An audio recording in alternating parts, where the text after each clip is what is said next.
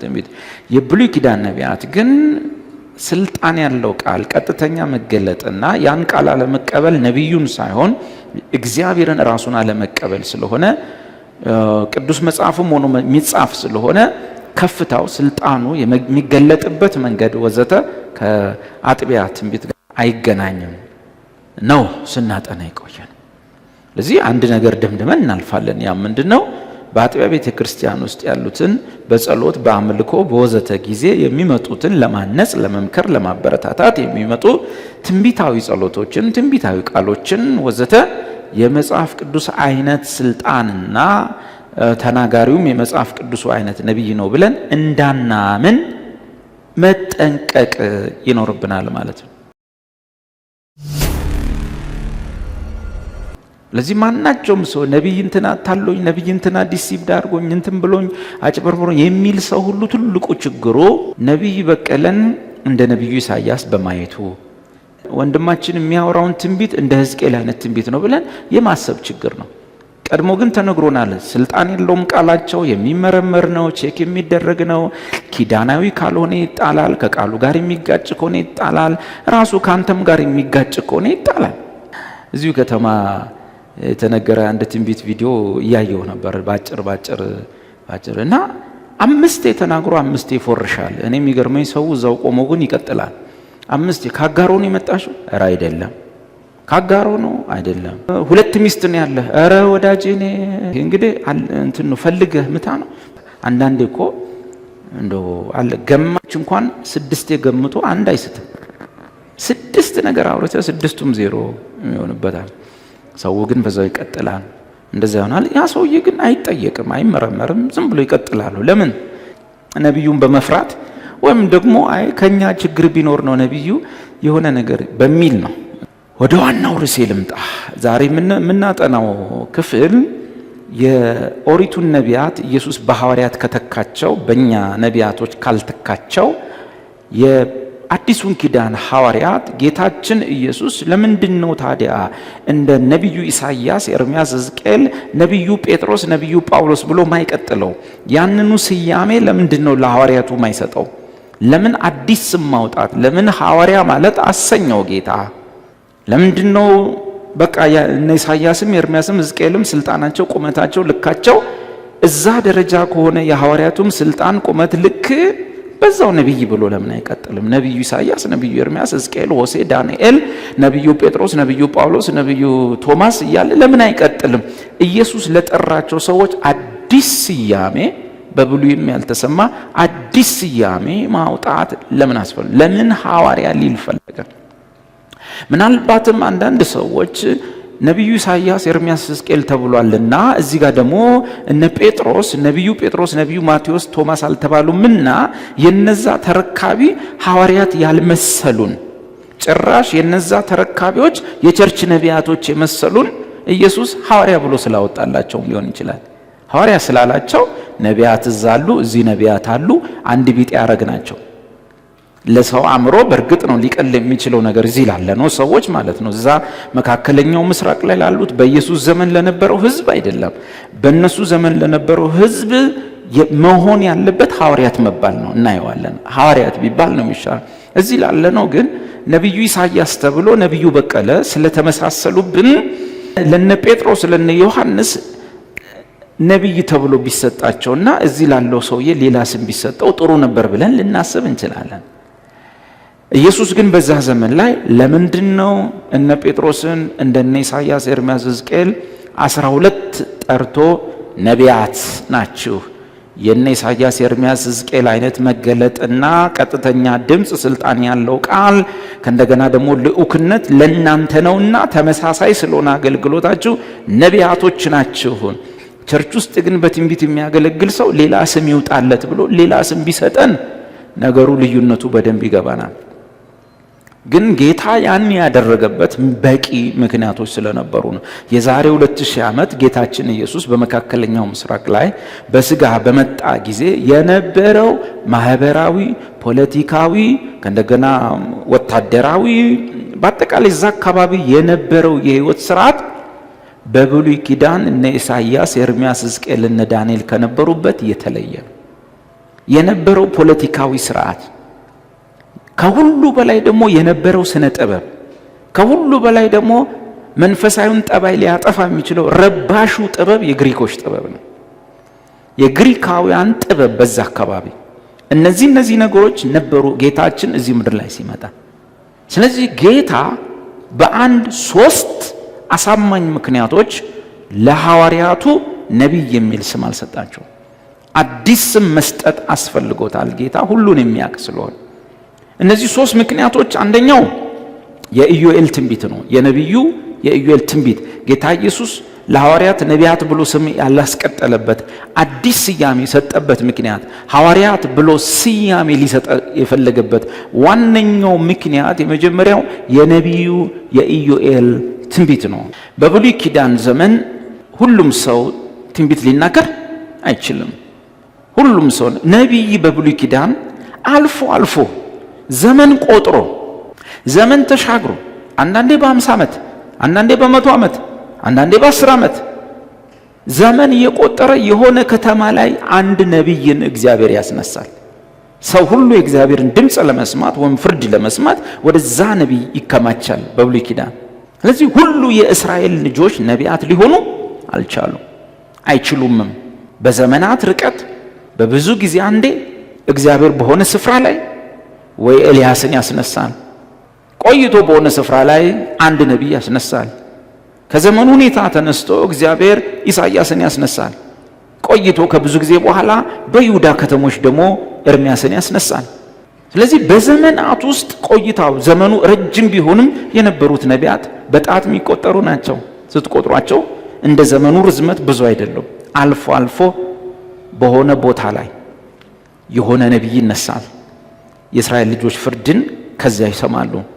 እሱም አስፈላጊ ሲሆን የሚነሳ ነቢይ ነው። ነገር ግን ነቢዩ ኢዮኤል በእርሱ አፍ ቀጥተኛ የሆነ የቃል መገለጥ መጥቶ ትንቢት ተናገረ።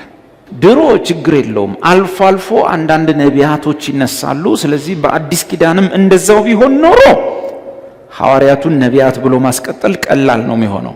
ነገር ግን በአዲስ ኪዳን መንፈስ ቅዱስ ሲመጣ ሌላ ነገር ሊሆን ነው። ምን ባጭሩ በስጋ ለባሽ ሁሉ ላይ መንፈሴን አፈሳለዋልና እንደ ድሮ እንደ ኢሳይያስ እንደ ድሮ እንደ ኤርምያስ፣ ሕዝቅኤል፣ ዳንኤል ሳይሆን አሁን ትንቢት ተናጋሪ ቁጥሩ ሊበዛ ከዚህ ወንዶችና ሴቶች ልጆቻችሁም ምን ይናገራሉ? ትንቢት ይናገራሉ። ይኸው እዚህ ለማነጽ የሚሆነው ማለት ነው። ወንዶች ልጆቻችሁ ትንቢት ይናገራሉ፣ ሽማግሌዎቻችሁ ሕልምን ያልማሉ፣ ጎበዞቻችሁ ራእይ ያያሉ። እንዲህ አይነት ነገሮች በስጋ ለባሽ ሁሉ ላይ መሲሁን በሚያምን ሰው ሁሉ ላይ የሚፈጸሙ ሲሆኑ በብሉይ ኪዳን ግን ይሄን ማሰብ አይቻልም። በብሉይ ኪዳን በእስራኤል ልጆች ሁሉ ላይ በሙሴ ጊዜ ምን እንደሆነ ታውቃላችሁ? ሙሴ እግዚአብሔር ሆይ ሕዝቡን ማስተዳደር አልቻልኩም፣ እግዚአብሔር ሆይ ሕዝቡን ከብዶኛል እና እንዴት ላርጋለ? አይ 70 ሽማግሌዎች ምረጥ፣ በአንተ ላይ ካለው መንፈስ ወስጄ በእነርሱ ላይ አደርጋለሁ። ስለዚህ ቀላል ጉዳዮች ሲኖሩ ወደ እነሱ ሄደው ፍርድ ይሆንላቸዋል፣ በእነሱ በኩል ጀጅ አረጋለሁ እና 70 ሰው ምረጥ ተባለ። 70 ሰዎች መረጠ። እግዚአብሔር ይፈልጋቸዋል። መገናኛው ድንኳን ፊት ለፊት ላይ በእንደዚህ ቀን እንድትገኙ በዚህ ሰዓት አላቸው።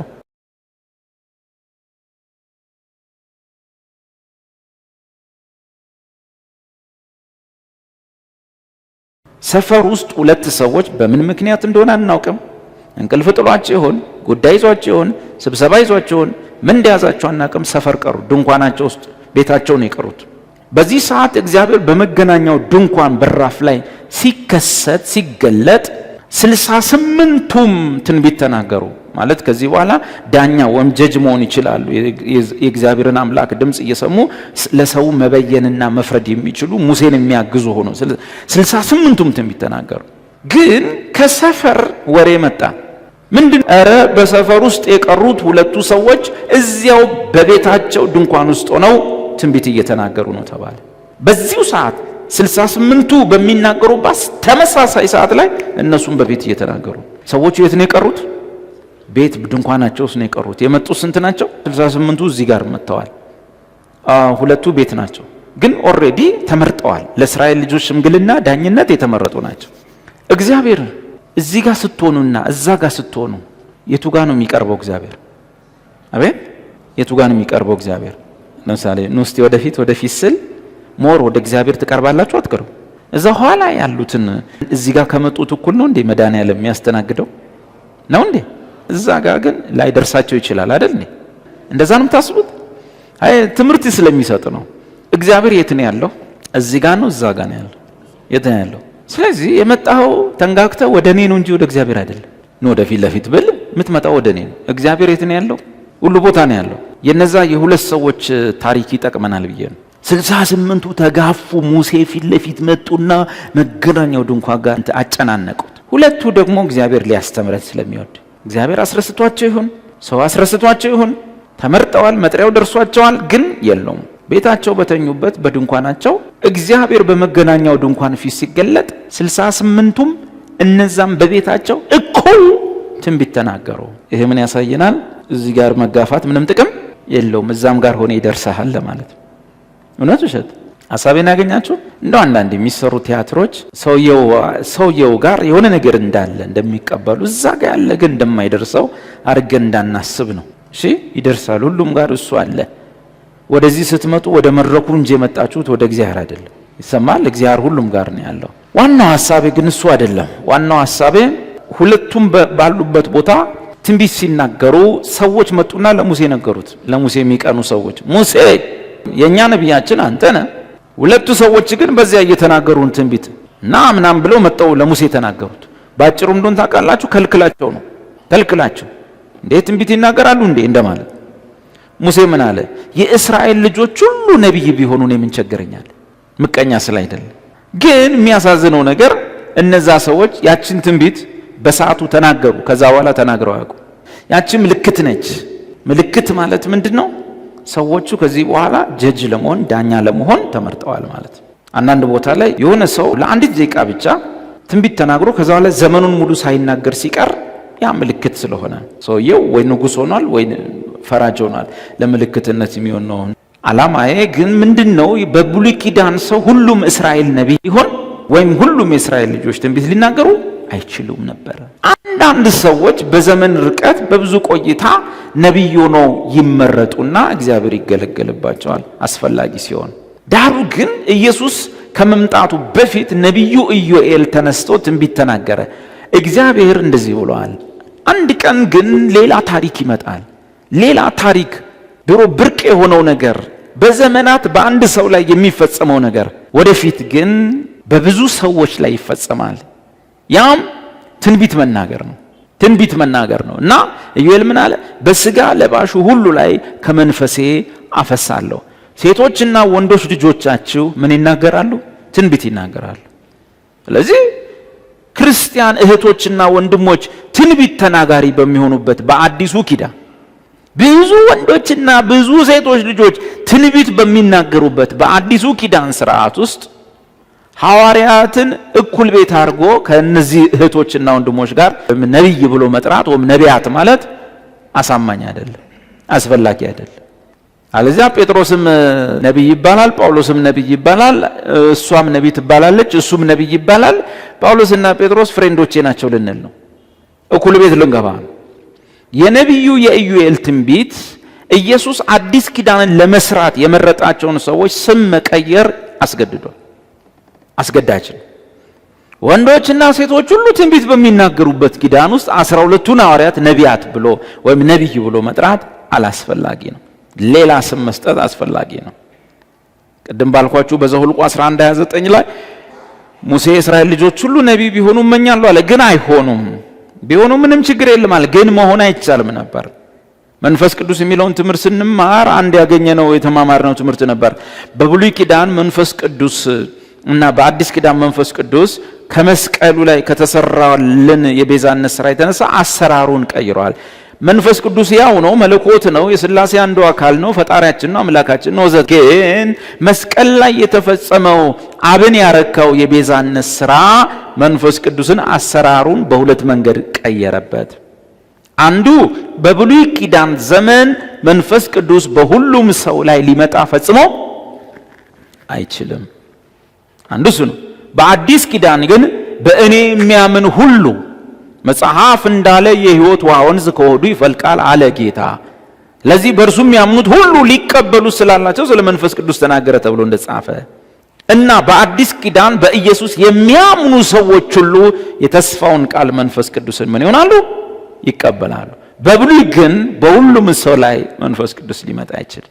ሌላው መስቀል ላይ የተሰራልን የቤዛነት ሥራ የመንፈስ ቅዱስን አሰራር በኦሪትና በአዲስ የቀየረው በምንድን ነው? በብሉይ ኪዳን በዛም በመጣበት ሰውዬ ላይ መንፈስ ቅዱስ ለዘላለም ሊኖር ተስፋ አይሰጠውም። ሰውየው ማይመች ከሆነ መንፈስ ቅዱስ ጥሎት ይሄዳል። ብሉይ ኪዳን ውስጥ ለምን? የሰው ሥጋ በዋጋ አልተገዛም። የእግዚአብሔር መቅደስ መሆን አይችልም። ሰው አካሉ የእግዚአብሔር መቅደስ መሆን ስለማይችል መቅደስ የሚባል በድንጋይ የተሰራ ቤት ነበራቸው። ለዚህ ሰዎች ሥጋቸው በዋጋ ካለመገዛቱ የተነሳ መንፈስ ቅዱስ አባይድ አድርጎ መኖሪያ አድርጎ በዚያ ሰው ውስጥ ለዘላለም ሊኖር ፈጽሞ አይችልም። ሰውየው የማይመች ከሆነ ለእግዚአብሔር አሰራር አስቸጋሪ ከሆነ ጥሎት ይሄዳል። ሳኦል ማስረጃችን ነው። በአዲስ ኪዳን ግን ቤዞት የመስቀል ሥራ ሥጋችን በዋጋ መገዛቱና የሥጋችን ንብረትነት ለጌታ መሆኑ ያመጣው ለውጥ ምንድን ነው? መንፈስ ቅዱስ አማኝ ከአማኙ ፈጽሞ ሊለይ አለመቻሉ ወይንም አማኙን ጥሎ መሄድ አለመቻሉ። ኢየሱስ እንደተናገረ እሱ በመጣ ጊዜ ለዘላለም ከእናንተ ጋር ስለሚኖር በውስጣችሁም ስለሚሆን ታውቁታላችሁ። ስለዚህ በአዲስ ኪዳን መንፈስ ቅዱስ አማኙን ጥሎ አለመሄዱ የምን ሥራ ነው? የምን ውጤት ነው?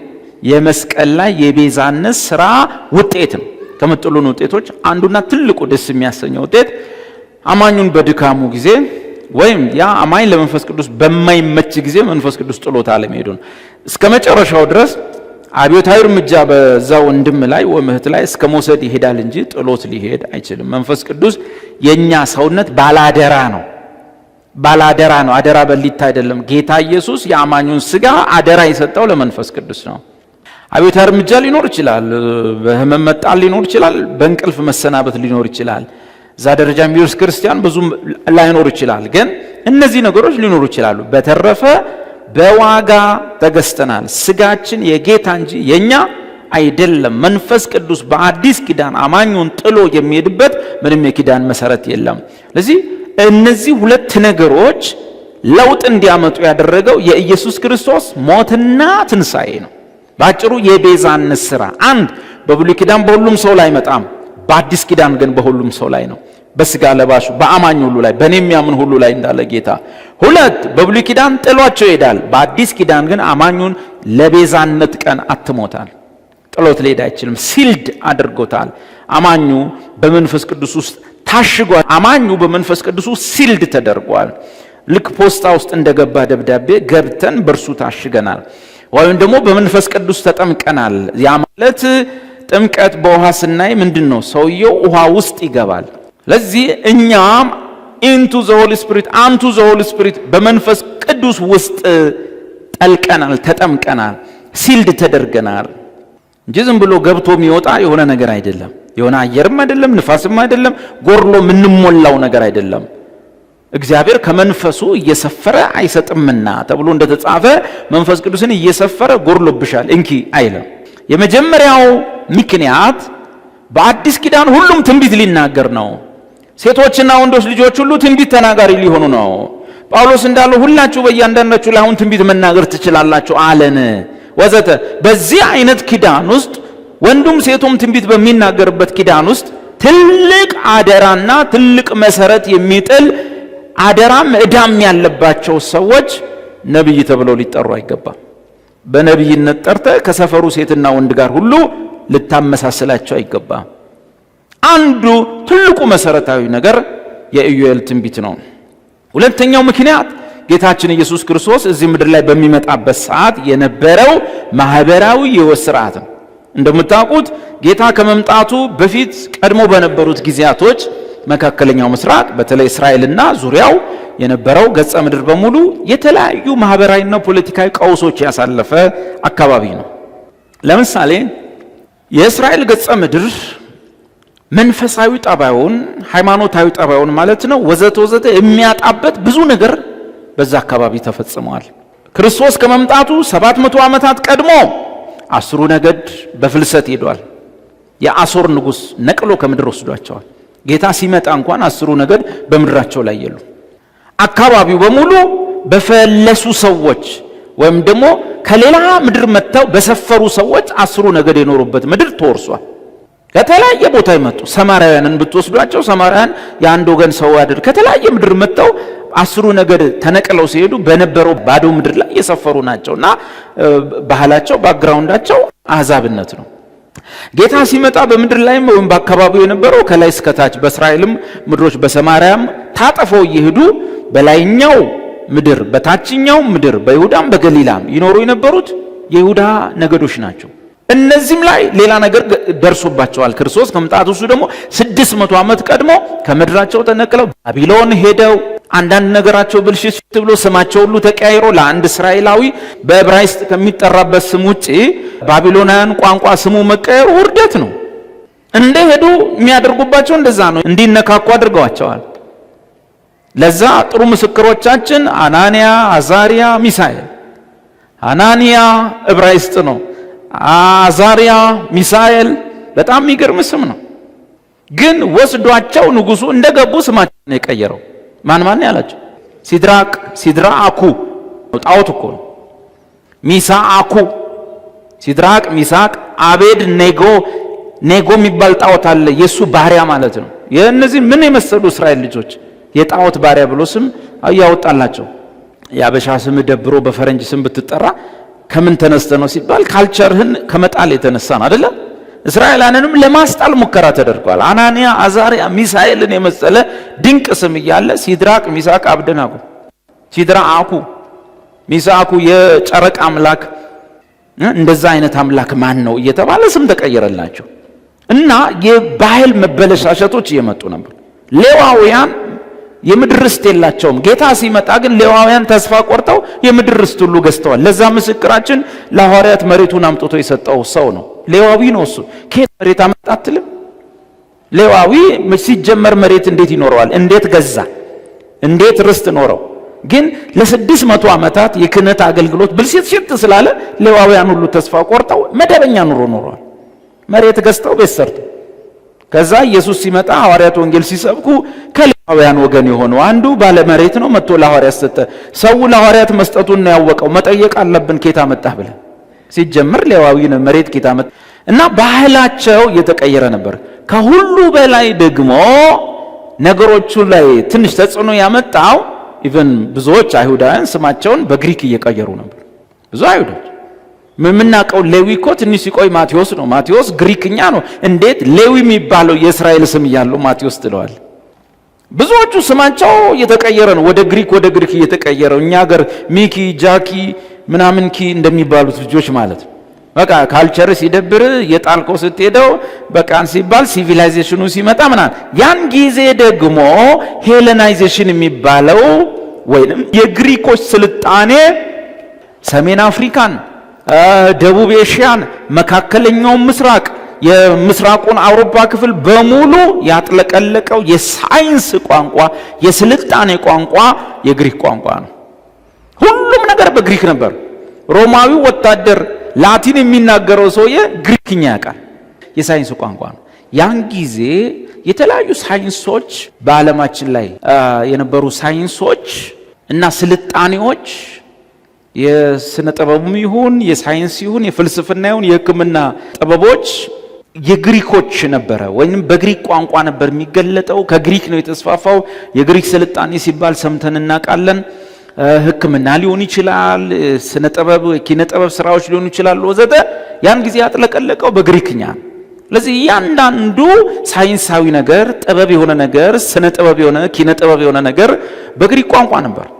ያን ጊዜ ላቲን ቋንቋ የፖለቲካ ቋንቋ ነው፣ የሴኔት ቋንቋ ነው፣ የሮማውያን መማክርት የሸንጎ ቋንቋ ነው። ላቲን ከፖለቲካ ጋር ነው ያን ጊዜ የሚገል ሳይንስን፣ ስነ ጥበብን፣ ስነ ግጥምን ምናምን ከሆነ ግን ሮማዊ ሰውዬ ራሱ ሮማዊ ሰውዬ፣ የሰሜን አፍሪካ ሰውዬ፣ የመካከለኛ ምስራቅ ሰውዬ ስነ ግጥምን የሚያቀርበው በግሪክ ቋንቋ ነው። ግሪክ የሳይንስ የስነ ጥበብ የኪነ ጥበብ ቋንቋ ነው። አንዳንድ ጊዜ ምን ያህል ያን ጊዜ ወርሶት እንደነበረ የጥበብ ቋንቋ መሆኑን የምታውቁት እስከ ዛሬ ድረስ እንኳን በሳይንስ ውስጥ የማን ቋንቋ ነው ጥልቅ የሚለው? ግሪክኛ ነው አይደል? ምንም ስንማር ሳይንስ የሚባል ዘወርድ ምንትሴ ካምስ ፍሮም ዘ ግሪክ ወርድ ምንትሴ አይደል የሚባለው? ምንማር ሁሉ ጊዜ በቃ ባዮሎጂ ሲባል ዘወርድ ባዮሎጂ ካምስ ፍሮም ዘ ግሪክ ወርድ ባዮ ኤንድ ሎጂያ። ምንትሴ ካምስ ፍሮም ዘ ግሪክ ወርድ ምንትሴና ምንትሴ። ሁሉም ነገር ሳይንስ ላይ ግሪክ ነው እንዳለ። አሁን ላይ እንኳን ከ2000 ዓመት በኋላ እንኳን ያ ሳይንስ ላይ ያሉ ምርምሮች ላይ ያሉ ነገሮች የግሪክ ቋንቋ ነው የሚገባበት። በጌታ ዘመን ላይ ደግሞ የተጥለቀለቀ ነው። ስለዚህ ኪነ ጥበብም ላይ ያለ ሰው፣ ሳይንስም ላይ ያለ ሰው፣ ፍልስፍናም ላይ ያለ ሰው፣ ስነ ግጥምም ላይ ያለ ሰው፣ ቲያትርም ላይ ያለ ሰው በዘመኑ ተነስቶ ለሰው የማህበረሰቡን ቀውስ የሚናገር በዚህ ዘመን ምን እንደሚባል አናውቅም። እንደዛ አይነት ሰውዬ በሙሉ በግሪክ ቋንቋ ሲጠሩ ነቢይ ተብለው ኢየሱስ ምድር ላይ ሲመጣ የግሪኩ ፕሮፌቲስ ወይም በአማርኛ ነቢይ የሚለው ቃል የዛን ዘመን የሚጠቀሰው ክርስትና አልተጀመረም፣ ኢየሱስ ምድር ላይ ነው። ክርስትና ቤተክርስቲያን ልትጀመር ነው። ነገር ግን በዛን ዘመን የነበረው መድኃኒት ጨቅጫቂ በሙሉ ፕሮፌቲስ ነው የሚባል፣ ነቢይ ነው የሚባል። ከተነስቶ ምሬት መሮት የማህበረሰቡ አናኗር ግፍ ወዘተ ሰልችቶት አብዮተኛ የሚሆን ሰው፣ አናኗር የሚነቅፍ ሰው በእነሱ ቋንቋ ፕሮፌቲስ ተነሳ፣ ፕሮፌቲስ ተነሳ ወይም ነቢይ ነው የሚባል። አስቡ፣ ግሪካውያን እግዚአብሔርን አያውቁም፣ ባዕድ አምልኮ ነው የሚያመልኩት። ኢየሱስን ጭራሽ አልሰሙም። ወንጌል እስኪደርሳቸው ድረስ ድንጋይ ጣዖት ምናምን እየሰሩ ነው። ቅርጻቅርጽ፣ ስነ ጥበብ፣ ቲያትር፣ ድራማ ወዘተ ላይ ናቸው ያሉት። አዳዲስ ነገር መስማት፣ ፍልስፍና መስማት ላይ ናቸው ያሉት። ነገር ግን በግሪክ ቋንቋ ኢየሱስ እዚህ ምድር ላይ በነበረ ሰዓት ማናቸው የሳይንስ ሰው፣ የፍልስፍና ሰው፣ የስነ ቃል ሰው ወዘተ በግሪክ ፕሮፌቴስ ወይንም ደግሞ ነቢይ ነው የሚባለው። እግዚአብሔርን አያውቅም፣ ኢየሱስን አያውቅም። ስለዚህ ባለመድኃኒት ቤት ስትሄድ፣ ቁስል ይዞ መድኃኒት ፍለጋ ስትሄድ ነቢይ ቤት ብለህ ነው የምትሄደው በግሪክ ቋንቋ። አንድ ሰው ተነስቶ የህዝቡን አኗኗር እየተቸ በአደባባይ የሚሰብክ ከሆነ ፕሮፌተስ ወይም ደግሞ ነቢይ ይባላል። እግዚአብሔርን አያውቅም፣ ኢየሱስን አያውቅም፣ ወንጌል አልሰማም። ኢየሱስ ሊመጣ በነበረበት ዘመንና በመጣበት ጊዜ ከዛም በኋላ ላሉት ረጅም ዓመታት በግሪክ ያሉ የሥነ ጥበብ ሰዎች በሙሉ የእውቀት ሰዎች በሙሉ የሚጠሩበት ስም ነቢይ የሚል ነው። ስለዚህ ኢየሱስን አስቡ እስቲ 12ቱን ሐዋርያት ጠርቶ እሱም ነቢይ ቢላቸው ምንድን ነው የሚሆነው? ነቢይ ቢላቸው ምንድን ነው የሚሆነው? የሚሄዱት ወደ ግሪክ ሀገር፣ ወደ አሕዛብ ሀገር ነው። ወንጌል አስቀድሞ ለአይሁዳዊ ነው፣ ቀጥሎ ለግሪክ ሰው ነው። እነዚህ 12 ሰዎች ወደ ዓለም አብዛኛው ለስብከት ሲወጡ የሰበኩት በግሪክ ነው። አብዛኛው ሰው የግሪክን ቋንቋ የሚሰማ ነው። ነቢይ ማለት ለብዙ ሰው ምን እንደሆነ ይታወቃል። መድኃኒተኛውም ነቢይ ነው፣ ገጣሚውም ነቢይ ነው። 12 ሐዋርያትን ነቢይ ተብሎ ቢወጡ ለአብዛኛው ሕዝብ ወይ ገጣሚ ነው የሚመስላቸው፣ ወይ መድኃኒት ጨቅጫቂ ነው የሚመስላቸው፣ ስርማሽ ቅጠል በጣሽ ነው የሚመስላቸው እንጂ ትልቅ የዘላለም ሕይወት የሚባል መሲህ መጥቶ የሰዎችን ኃጢአት ስርየት ይዞ መጥቶ ያንን ፈጽሞ ሰዎች ከእግዚአብሔር ጋር የሚታረቁበትን ትልቅ ነገር እርሱንም ወንጌል የሚባል ነገር መያዛቸውን ማንም አያውቅም። ለምሳሌ ልንገራችሁ። በዛን ዘመን የነበሩ ማናቸውም ይሄ መደበኛው ዓለም ውስጥ ያለው ምንድነው የሚባለው መደበኛው የስርዓቱ ሴኩላር ዓለም ውስጥ ያሉ ሰዎች በሙሉ ያን ጊዜ በሆነ ነገር ሲገለጡ ነብይ ይባላሉ። ከዛ ውስጥ የተወሰኑ ሰዎችን መጥቀስ ይቻላል። አንደኛው ዲዮክሪስቶስቶም የሚባለው ነው። ዲዮክሪስቶስቶም የሚባለው ሰው ከ40 እስከ 120 ዓመተ ምህረት የነበረ ሰው ነው። እሱ አሁን ያለመሞት ነብይ ተብሎ ነው የሚጠራው፣ ፕሮፌት ኦፍ ኢሞርታሊቲ። ያ ሰው በዘመኑ ሰው አይሞትም፣ ሰው ለዘላለም ይኖራል፣ ሰው የማይሞት ነገር ነው ምናምን እያለ ይሰብክ የነበረ ፈላስፋ ነው። ግሪካዊ ነው። እግዚአብሔርንም አያውቅም፣ ጌታንም አያውቅም። ስለዚህ ዲዮክሪስቶስቶም በግሪኮች ዘንድ ፕሮፌት ኦፍ ኢሞርታሊቲ ያለመሞት ነቢይ ተብሎ ይታወቃል። በዛ ዘመን ሌላ ሰው መጥቀስ እንችላለን። ዲዮጋንን ታውቁታላችሁ። ዲዮጋን ሲባል አንዳንድ ነገር ካነባችሁ፣ ዲዮጋን ማለት ያ በቀን መብራት ይዞ የሚዞረው ሰውዬ፣ በጠራራ ፀሐይ ላይ በእኛ ዘመን ቢሆን ባትሪ እንደሚያዝ ማለት፣ በዛ ዘመን ችቦ ማለት ነው። እና ያንን መብራት ይዞ በቀን ገበያ ውስጥ ይዞራል። እሱ ሰውዬ በቀን ገበያ ውስጥ ሰዎች ዲዮጋን ደሞ ዛሬ ምን ልትናገር ነው? ምን ሆነ ነው ይሉታል። ምን እየፈለክ ነው? ምክንያቱም ችቦም ይዙት እነሱ ማታ ላይ ያኔ መብራት የለም እንደዚህ መታበራው ማታ አብርተ ነው መንገድ የምታየው። በጠራራ ፀሐይ ገበያ መሃል ዲዮጋን ችቦ ይዞር ነበር ይዞራል። ከዛ ያው የሆነ ነገር ሊናገር እንደፈለገ የግሪክ ነዋሪ ያውቃል። ዲዮጋን ምን አስበ ምን እየፈለክ ነው ሲሉት ሰው እየፈለኩ ነው አለ። ዛት ሚስ እዚህ ያላችሁ ሁሉ ምን አይደላችሁ ሰው ሚሊዮን አታሟሉ። በዘመኑ ሙሉ በርሜል ውስጥ የኖረ ሰው ነው፣ ቤት የለው ምን የለው። አሁን ዲዮጋን በዛ ዘመን ማለት ነው ፕሮፌት ኦፍ ትሩዝ ወይንም ደግሞ እውነትን በመናገር የተገለጠ ነብይ ይባል ነበር። ነብይ ነው የሚባለው ነብዩ ዲዮጋን የእውነት ነብይ ፕሮፌት ኦፍ ትሩዝ በዛ ዘመን ላይ ሐቅ የሚናገር ሰው ማንንም ማይፈራ ቆሻሻ መጣያ ከሚኖር ሰው ስለነበረ ሐቋን የሚያወራ ይሄ እንደ ጅማው ከድር ሰተቴ ድሮ የጅማው ከድር ሰተቴ ያኔ ቢኖር ግሪክ ሀገር ምንድነው የሚባለው ነብይ ነው የሚሆነው። ነብዩ ከድር ሰተቴ ይባላል። ለምን ሲባል ሐቋን በቃ የደርግ ባለስልጣን ያል አበላል እንደ ደርግ አባል ይላል። ማንንም አይፈራ። ልክ የዛን ጊዜ የነበረው ዲዮጋን ፕሮፌት ኦፍ ትሩዝ ይባል ነበር። ሌላም ነብይ ነበረ በዛ ጊዜ ሉሲያን ኦፍ ሳሞሳታ የሳሞሳታው ሉሲያን እሱ ነብይ ይባላል። እሱ ከ120 እስከ 180። ሌላው ደግሞ ኤፒክረስ ነው። ኤፒክረስን ታውቁታላችሁ። እሱም ከ50 እስከ 120 ዓመት የነበረ ነው።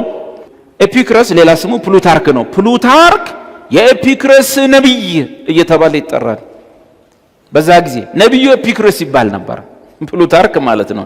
ነብዩ ኤፒክረስ ብለው ነው የሚጠሩት በነበረው ፍልስፍና ማለት ነው። ሌላ ሰው መጥቀስ ይቻላል።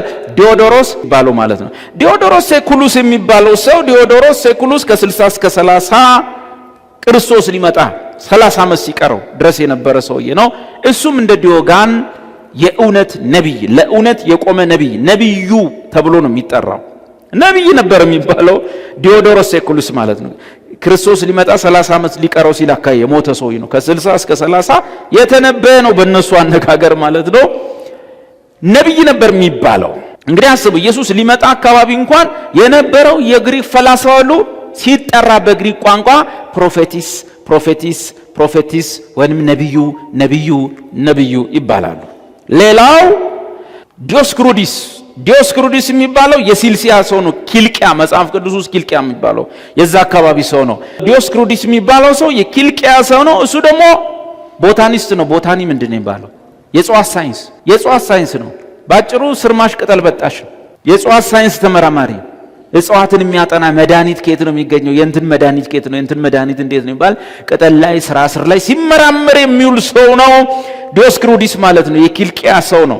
እሱኛው ፕሮፌት ነው የሚባለው። በዘመኑ ኢየሱስ ሊመጣ በነበረበት ጊዜና በነበረበት ሰዓት ላይ የነበሩ ከዛም በኋላ በሐዋርያትም ዘመን ላይ የነበሩ የግሪክ ፈላስፎች ሁሉ ነቢያት ይባላሉ።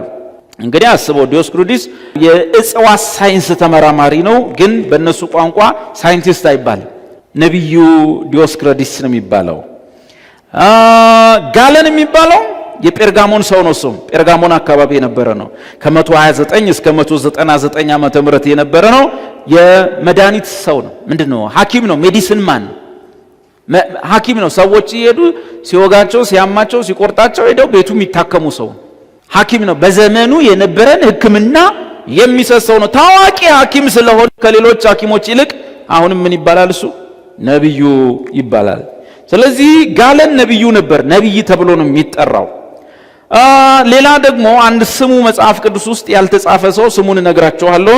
ቲቶ ምዕራፍ 1 ቁጥር 12 ላይ አውጣ። አሁን ጳውሎስ ራሱ በዘመኑ የግሪክ ፈላስፎች ነብይ ስለሚባሉ በዛ አካባቢ በቀርጤስ በግሪክ በምናን አካባቢ ያሉ የስነ ጥበብ ሰዎች፣ ታዋቂ ተናጋሪዎች፣ የማህበረሰቡን አኗኗር የሚነቀፉ ኑሯችሁ ልክ አይደለም፣ ማህበረሰባዊ መተዳደሪያችሁ ልክ አይደለም፣ ፖለቲካው ልክ አይደለም የሚሉ ተናጋሪዎች ሁሉ ነብይ ስለሆኑ ህዝቡን አኗኗሩን የሚነቅፉ ሰዎች በድፍረት ተነስተው የሚናገሩት በሙሉ የዛን ዘመን በኢየሱስ ዘመንም በሐዋርያትም ዘመን ነብይ ተብለው ስለሚጠሩ በግሪክ ማህበረሰብ ውስጥ ጳውሎስም እንደነሱ ተጠቅሞ ስለዚህ ሰው ያወርቷል። ምን እንዳለ ታውቃላችሁ? ጳውሎስ ቲቶ 1:12 ላይ ይጠቅማቸዋል። ጳውሎስ ራሱ ምንም ማድረግ አልቻለም። ይሄን ሰውዬ ነብይ ስለሚሉት ጳውሎስም ያው የእግዚአብሔር ነብይ እንዳይለው ከብዶታል ጳውሎስ። ምን አለ? የገዛ ራሳቸው ምን ነብይ ይላቸዋል። የገዛ ራሳቸው ነብይ የሆነ ከነርሱ አንዱ ጳውሎስ ነው የሚጽፈው። እሺ ምን ብሎ ነው የጻፈው? የገዛ ራሳቸው ነብይ። ያው የእግዚአብሔር ነብይ አይደለም። ግሪክ ውስጥ ማናቸውም ቅድም ያልኳችሁን ነገር የሚያደርጉ ሰዎች ምን ይባላሉ? ነብይ ተብሎ ነው የሚጠሩ። ፕሮፌቲስ ይባላሉ በግሪክ ቋንቋ። ፕሮፌቲስ ሲባል ለሴት ብቻ አይደለም፣ በግሪክ ሲሆን ለሁሉም ነው፣ ለወንድም ጭምር ነው። እንግሊዝኛ ላይ ሲመጣ ለወንድ ፕሮፌት ነው፣ ለሴቶች ፕሮፌትስ። የግሪኩ ግን ፕሮፊቲስ የሚለው ቃል ለወንዶቹ የሚውል ነው። የገዛ ራሳቸው ነብይ የሆነ ከነርሱ አንዱ የቀርጤስ ሰዎች ዘወትር ውሸተኞች፣ ክፉዎች፣ አራዊት፣ በላተኞች፣ ስራ ፈቶች ናቸው ብሏል። ይህ ምስክር እውነተኛ ነው ብሎ ጳውሎስ ይህን ሰውዬ ያነሳዋል። ሰውየው ክርስቲያን አይደለም፣ በጌታ አይደለም፣ የቀርጤስ ከተማ ነዋሪ ነው። እንደነማን በድፍረት የሚያወራ ነው? እንደ ቀድሞቹ እንደነ ዲዮጋን። እንደ ዲዮጋን እየወጣ ህዝቡን ሰው የለም እያለ እንደሚያወራው አይነት አንድ ወጥቶ ፖለቲከኛውን፣ አንድ ወጥቶ የሰውን አኗኗር በድፍረት እንደሚናገሩ በእኛ አገር ምንድን ነው የሚባሉት እነዚህ ሰዎች? ፈላስፋ ነው የሚባሉት። አሁን ዲዮጋን ፈላስፋ ነው፣ እኛ አገር ላይ ፈላስፋው ነው የምንለው። ኤፒሜኒደስ አሁን ይህንን የተናገረው እነዚህ ፈላስፋ ነው የምንላቸው። ኤፒክሮስ ፈላስፋ ነው የምንለው። እነዚህ ሰዎችን ኢትዮጵያ ላይ ፈላስፋ ስንላቸው ግሪክ ላይ ፈላስፋ ይባሉ። ምንድን የሚባሉት? ነቢያት ነው የሚባሉት፣ የግሪክ ነቢያቶች። እኛ ስነ ግጥማቸው፣ ነቀፌታቸው፣ የሚተቹት ነገር ከሆነ ሪዝን ተነስተው ሪዝን አውት ስለሚያደርጉ ፍልስፍና ሪዝን አውት ማድረግ ስለሆነ እነዚህ ሰዎች ፈላስፋ ብለናቸዋል። እነዚህ ፊሎሶፈር ናቸው ብለን ፈላስፋል ናቸው። እነሱ ግን ፈላስፋ መባላቸውን አያውቁም። የግሪክ ሰዎችም ፈላስፎች ብሎ አይጠሯቸውም። በግሪክ ሀገር እነዚህ ሰዎች ኢየሱስ በነበረበትና ሊመጣ ባለበት ከዛም በኋላ ባለው ጊዜ የሚጠሩት ፕሮፊቲስ ተብለው ነው፣ ወይም ደግሞ ነቢያት ተብለው ይጠራሉ። ጳውሎስም ልክ የነሱን አገባብ ተጠቅሞ ምን ብሎ ነው ያለው? የገዛ ራሳቸው ነቢይ የሆነ ከነርሱ አንዱ። ይህ ሰውዬ ኤፒሜኒደስ ነው። ኤፒሜኒደስ ክርስቲያን አይደለም። የቀርጤስ ከተማ የታወቀ ፈላስፋ ነው። እንደ ዲዮጋን ተነስቶ ማህበራዊውን አኗኗር የሚነቅፍ ነው። መሪዎቹን የሚነቅፍ ነው። ህዝቡን የሚነቅፍ ሰውዬ ነው። ኤፒሜኒደስ ነው ጳውሎስ ቲቶ ላይ የጠቀሰው ሰው ኤፒሜኒደስ ነው። ይህ ሰውዬ ነብይ ነው የሚባለው። ጳውሎስም ምን ብሎት ነው ያስቀመጠው? ነብይ ነው። የገዛ ራሳቸው ምን የሆነ ነብይ የሆነው ያው እዛ ጋር one of their very number a prophet of their own ነው የሚለው። የቀርጤስ ሰዎችን የነሱ ፕሮፌት ነው። ስለዚህ አሁን ለዩልኝ ፕሮፌት ነው ይህም ሰውዬ ኤፒሜኒደስ። ኤፒክረስም ፕሮፌት ነው። ዲዮጋንም ፕሮፌት ነው።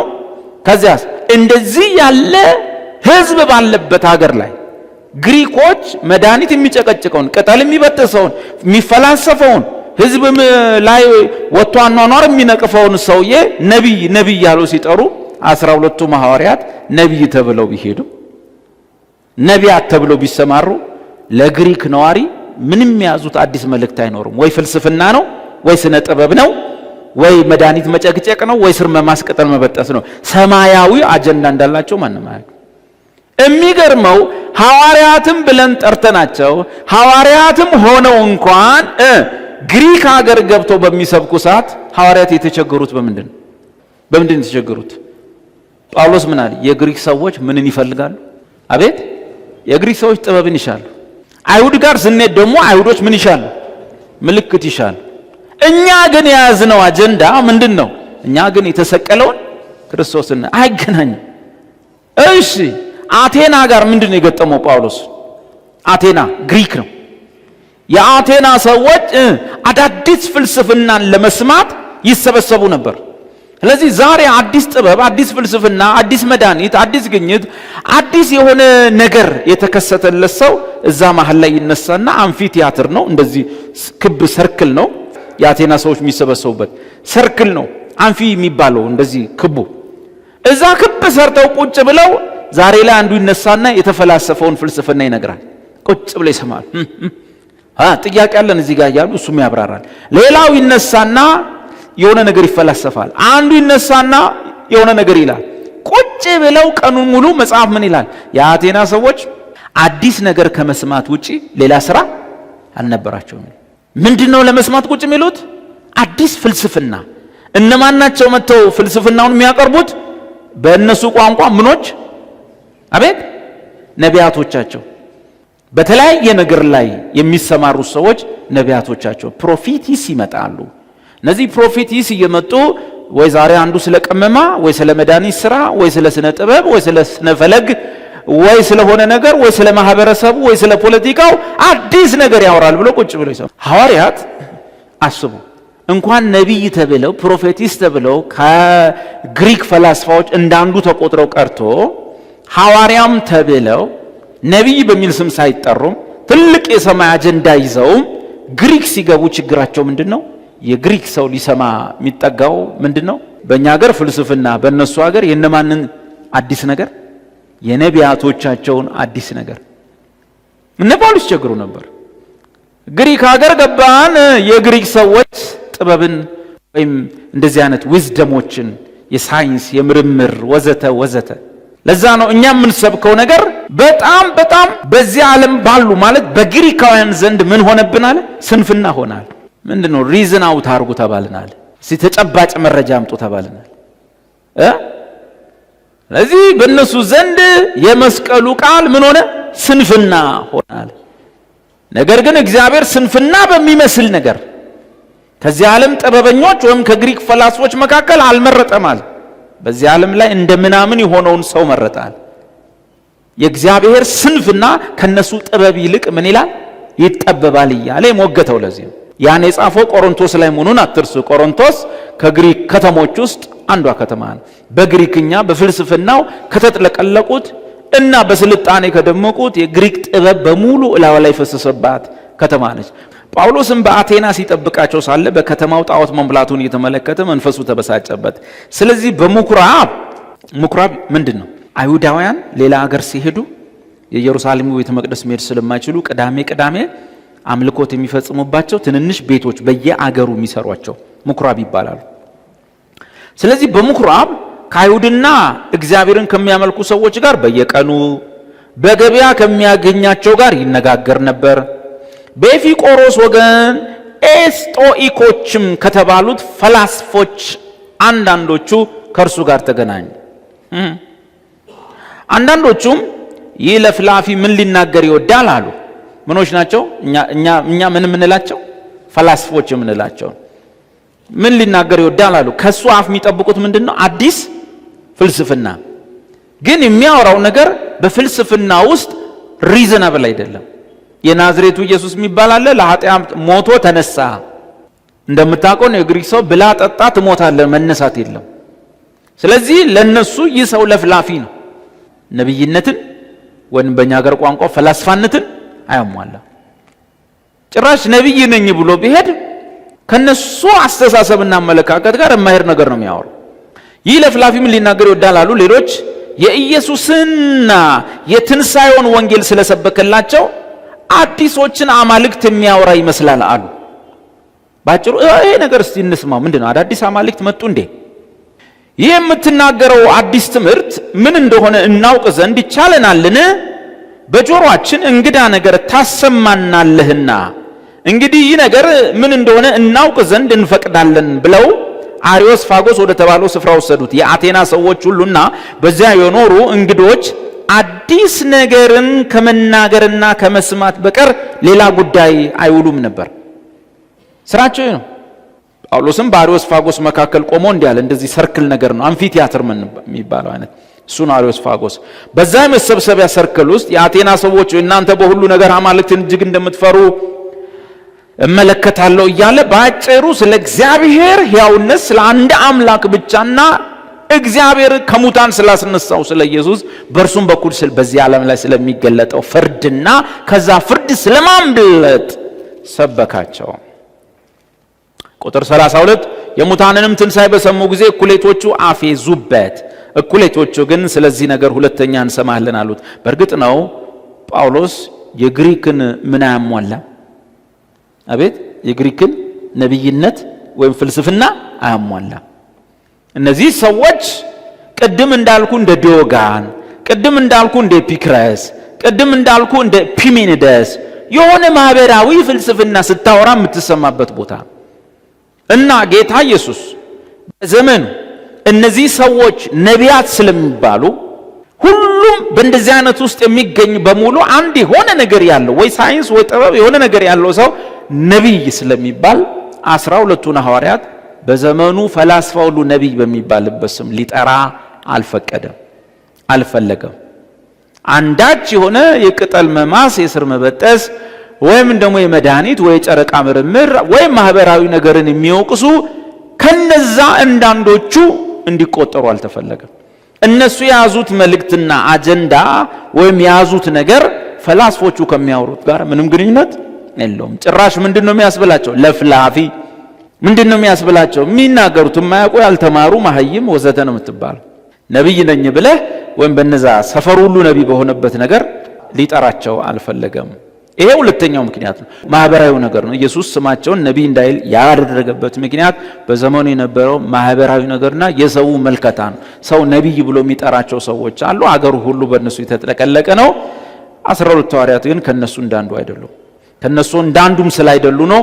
ምናልባት አሁን ልክ ዘመኑን፣ ባህሉን፣ ካልቸሩን ትንሽ ስዕሉን እንደዚህ ካገኛችሁ ቆሮንቶስን ስታነቡ ስዕሉ ይመጣላችኋል፣ ግልጽ ይልላችኋል። ጳውሎስ ከነሱ እንዳንዱ ከግሪክ ነቢያት ወይም የጥበብ ሰዎች እንዳንዱ እንዳይደለ የያዘውም ነገር እነሱ የያዙት እንዳይደለ አንደኛ ቆሮንቶስ ላይ የጻፈበት ምክንያት አሁን ይገባናል። የግሪክ ነቢያቶችና የኢየሱስ ሐዋርያት ይለያያሉ። ስለዚህ አንደኛ ቆሮንቶስ 1:18 ጀምሮ የመስቀሉ ቃል ለሚጠፉት ሞኝነት ለምንድን ግን የእግዚአብሔር ኃይል ነው። ሞኝነት ለምን አለው? ለሚጠፉት ሞኝነት ሲል የመስቀሉን ቃል ሲሰብክ እንደምን የተቆጠረበትም እንደ ሞኝ ቅድም አይተናቸዋል። ምን ይለፈልፋል? ምንድነው የሚለው? እንደዛ ሲባል ጳውሎስ ምን አለ? ሞኝነት ነው። እነማን ናቸው እነዚህ የሚጠፉት? በግሪክ ነቢያት ፍልስፍና ጥበብ ውስጥ የሚኖሩና እያኖሩት ያሉት እነዚህ እንደ ሞኝ ቆጥሮታል። ለምንድን ግን የእግዚአብሔር ኃይል ነው። የጥበበኞችን ጥበብ አጠፋለሁ። ጥበበኞች የሚላቸው ግሪክ ፈላስፎችን ነው። ጥበባቸውም ደግሞ ቅድም የዘረዘርናቸው ናቸው። የአስተዋዮችንም ማስተዋል እጥላለሁ ተብሎ ይሄ ነገር እንደ መርህ በዚህ ዘመን ላለም እንደዛ ለሚያስብ ሰው እንጠቀምበታለን። ጳውሎስ ያኔ ሲጽፍ ግን እነማንን እያሰበ ነው? አቤት ግሪክ ውስጥ ያለውን ፍልስፍናና ጥበብ እያሰበ ነው። እጥላለሁ ተብሎ ተጽፏል። ጥበበኛ የታለ አለ ወደዛ ሰፈር። ጻፊስ ወይም ደግሞ የሊትሬቸር ሰው እነ ኤፒክረስ የታሉ? የዛን ዘመን ስነ ቃሉን ስነ ቅኔውን እነ ሶቅራጥስ እነ ፕሌቶ እነዚህ በሙሉ ፕሮፌት ነው የሚባሉት። የታሉ? የጻፉት የፕሌቶ ግጥሞች ስነ ግጥሞች ጽሁፎች የታለ? ጽሁፍ ነው እንዴ አለ ጳውሎስ። ጥበበኛ የታለ? ጻፊስ የታለ? የዚች ዓለም መርማሪስ የታለ? እግዚአብሔር የዚችን ዓለም ጥበብ ሞኝነት እንዲሆን አላደረገምን? በዚህ ዘመን አሁን ያለውን። በዛ ዘመን ግን ጳውሎስ ምን እያሰበ ነው ይጽፈው? ቆሮንቶስ ላይ እየጻፈ እንደሆነ እንዳትረሱ። ቆሮንቶስ የት ነው? ግሪክ ነው እንዳትረሱ። በዛው ሰፈር ያለ ቦታ ስለሆነ በእግዚአብሔር ጥበብ ምክንያት የእግዚአብሔር ጥበብ የመስቀሉ ስራ ነው። ኢየሱስ ነው። ኢየሱስ መስቀል ላይ ሰራው ስራ። በእግዚአብሔር ጥበብ ምክንያት ዓለም እግዚአብሔርን በጥበቧ ስላላወቀች የትኛው ጥበብ? ቀደም ስናወራው የቆየ ነው። በስብከት ሞኝነትን የሚያምኑትን ሊያድን እግዚአብሔር በጎ ፈቃድ ሆኗልና በቃ ሲሰበክ እሺ ብለው ያመኑትን ነው ማዳን የሚችለው እግዚአብሔር። ለምን? እነዚህ